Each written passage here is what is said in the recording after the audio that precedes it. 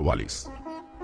तब उसने अपने घर के अधिकारी को आज्ञा दी, इन मनुष्यों के बोरों में जितनी भोजन वस्तु समा सके उतनी भर दे और एक एक जन के रुपए को उसके बोरे के मुंह पर रख दे और मेरा चांदी का कटोरा छोटे के बोरे के मुंह पर उसके अन्न के रुपए के साथ रख दे। यूसुफ की इस आज्ञा के अनुसार उसने किया। भोर होते ही वे मनुष्य अपने गदहों समेत विदा किए गए। वे नगर से निकले ही थे और दूर न जाने पाए थे कि यूसुफ ने अपने घर के अधिकारी से कहा, उन मनुष्यों का पीछा कर और उनको पाकर उनसे कह, तुमने भलाई के बदले बुराई क्यों की है? क्या यह वह वस्तु नहीं जिसमें मेरा स्वामी पीता है और जिससे वो शकुन भी विचारा करता है? तुमने यह जो किया है वह बुरा किया। तब उसने उन्हें जा पकड़ा और ऐसी ही बातें उनसे कही। उन्होंने उससे कहा, हे हमारे प्रभु, तू ऐसी बातें क्यों कहता है? ऐसा काम करना तेरे दासों से दूर रहे।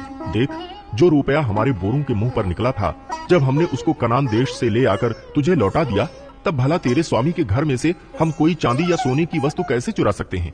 तेरे दासों में से जिस किसी के पास वो निकले वो मार डाला जाए और हम भी अपने उस प्रभु के दास हो जाएं। उसने कहा, तुम्हारा ही कहना सही, जिसके पास वह निकले वह मेरा दास होगा और तुम लोग निरपराध ठहरोगे। इस पर वे जल्दी से अपने अपने बोरे को उतार भूमि पर रखकर उन्हें खोलने लगे। तब वो ढूंढने लगा और बड़े के बोरे से लेकर छोटे के बोरे तक खोज की और कटोरा बिन्यामीन के बोरे में मिला। तब उन्होंने अपने अपने वस्त्र फाड़े और अपना अपना गदहा लाद कर नगर को लौट गए। जब यहूदा और उसके भाई यूसुफ के घर पर पहुंचे और यूसुफ वहीं था, तब वे उसके सामने भूमि पर गिरे। यूसुफ ने उनसे कहा, तुम लोगों ने ये कैसा काम किया है? क्या तुम ना जानते थे कि मुझसा मनुष्य शकुन विचार सकता है? यहूदा ने कहा, हम लोग अपने प्रभु से क्या कहें? हम क्या कहकर अपने को निर्दोष ठहराएं? परमेश्वर ने तेरे दासों के अधर्म को पकड़ लिया है।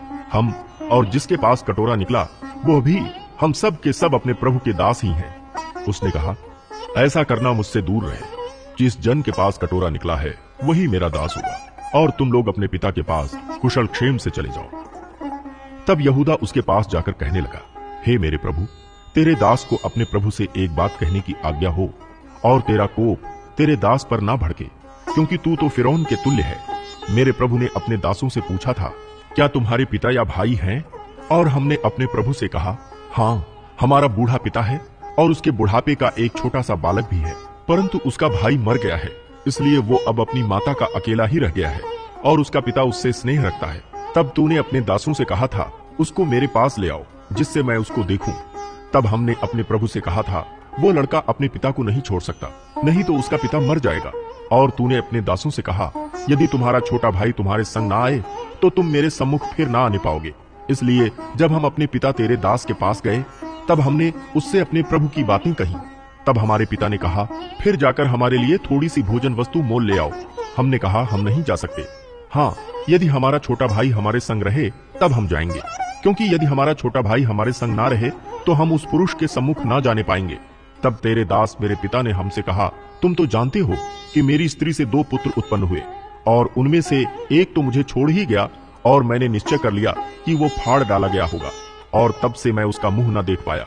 अतः यदि तुम इसको भी मेरी आंख की आड़ में ले जाओ और कोई विपत्ति इस पर पड़े तो तुम्हारे कारण मैं इस बुढ़ापे की अवस्था में शोक के साथ अधोलोक में उतर जाऊंगा। इसलिए जब मैं अपने पिता तेरे दास के पास पहुंचूं और ये लड़का संग ना रहे, उसका प्राण जो इसी पर अटका रहता है, इस कारण ये देख के कि लड़का नहीं है वो तुरंत ही मर जाएगा, तब तेरे दासों के कारण तेरा दास हमारा पिता जो बुढ़ापे की अवस्था में है शोक के साथ अधोलोक में उतर जाएगा।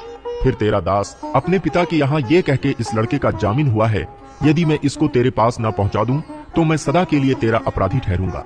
इसलिए अब तेरा दास इस लड़के के बदले अपने प्रभु का दास होकर रहने की आज्ञा पाए और ये लड़का अपने भाइयों के संग जाने दिया जाए, क्योंकि लड़के के बिना संग रहे मैं कैसे अपने पिता के पास जा सकूंगा। ऐसा ना हो कि मेरे पिता पर जो दुख पड़ेगा वो मुझे देखना पड़े। अध्याय 45। तब यूसुफ उन सब के सामने जो उसके आसपास खड़े थे अपने को और रोक न सका और पुकार के कहा, मेरे आसपास से सब लोगों को बाहर कर दो। भाइयों के सामने अपने को प्रकट करने के समय यूसुफ के संग और कोई न रहा।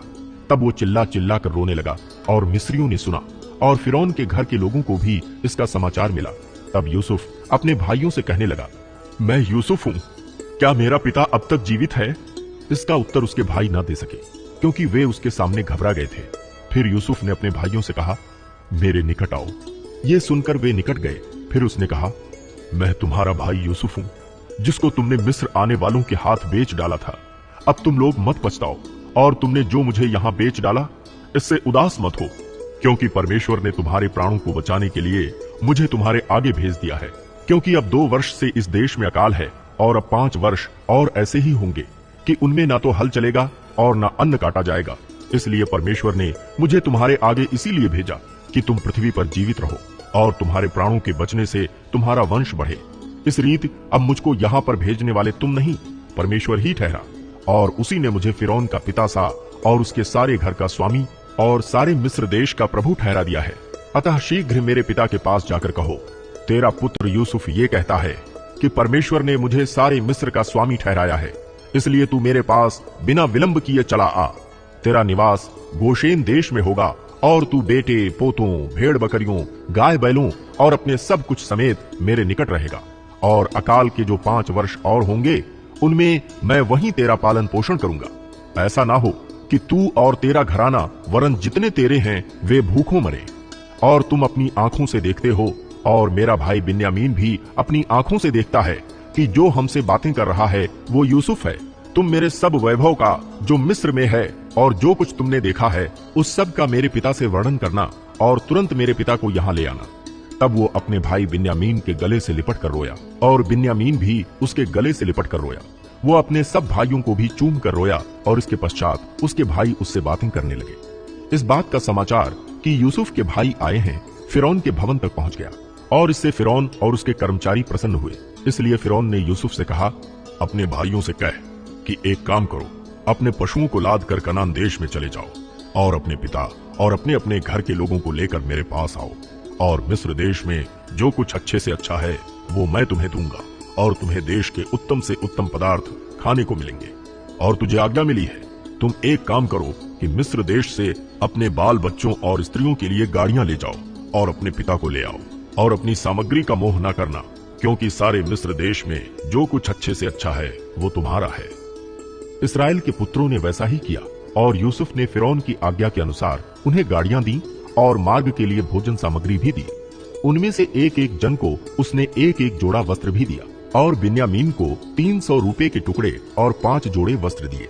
अपने पिता के पास उसने जो भेजा वो ये है, अर्थात मिस्र की अच्छी वस्तुओं से लदे हुए 10 गदहे और अन्न और रोटी, और उसके पिता के मार्ग के लिए भोजन वस्तु से लदी हुई 10 गदहियां। तब उसने अपने भाइयों को विदा किया, और वे चल दिए। और उसने उनसे कहा, मार्ग में कहीं झगड़ा ना करना। मिस्र से चलकर वे कनान देश में अपने पिता याकूब के पास पहुंचे, और उससे ये कहा, यूसुफ अब तक जीवित है, और सारे मिस्र देश पर प्रभुता वही करता है। पर उसने उनकी प्रतीति न की, और वो अपने आपे में न रहा।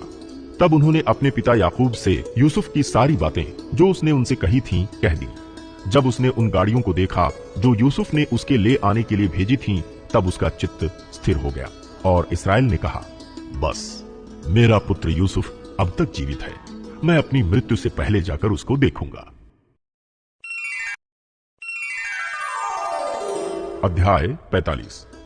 तब यूसुफ उन सब के सामने जो उसके आसपास खड़े थे अपने को और रोक न सका, और पुकार के कहा, मेरे आसपास से सब लोगों को बाहर कर दो। भाइयों के सामने अपने को प्रकट करने के समय यूसुफ के संग और कोई न रहा। तब वो चिल्ला चिल्ला कर रोने लगा, और मिस्रियों ने सुना, और फिरौन के घर के लोगों को भी इसका समाचार मिला। तब यूसुफ अपने भाइयों से कहने लगा, मैं यूसुफ हूं, क्या मेरा पिता अब तक जीवित है? इसका उत्तर उसके भाई न दे सके, क्योंकि वे उसके सामने घबरा गए थे। फिर यूसुफ ने अपने भाइयों से कहा। अध्याय 15। तब यरूशलेम से कुछ फरीसी और शास्त्री यीशु के पास आकर कहने लगे, तेरे चेले पूर्वजों की परंपराओं को क्यों टालते हैं कि बिना हाथ धोए रोटी खाते हैं? उसने उनको उत्तर दिया, तुम भी अपनी परंपराओं के कारण क्यों परमेश्वर की आज्ञा टालते हो? क्योंकि परमेश्वर ने कहा है, अपने पिता और माता की आदर करना, और जो कोई पिता या माता को बुरा कहे वो मार डाला जाए।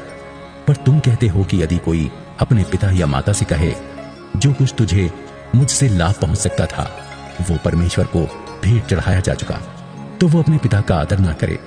इस प्रकार तुमने अपनी परंपरा के कारण परमेश्वर का वचन टाल दिया। हे कपटियों, यशायाह ने तुम्हारे विषय में ये भविष्यवाणी ठीक ही की है। ये लोग होठों से तुम मेरा आदर करते हैं, पर उनका मन मुझसे दूर रहता है और ये व्यर्थ मेरी उपासना करते हैं, क्योंकि मनुष्यों की विधियों को धर्म उपदेश करके सिखाते हैं।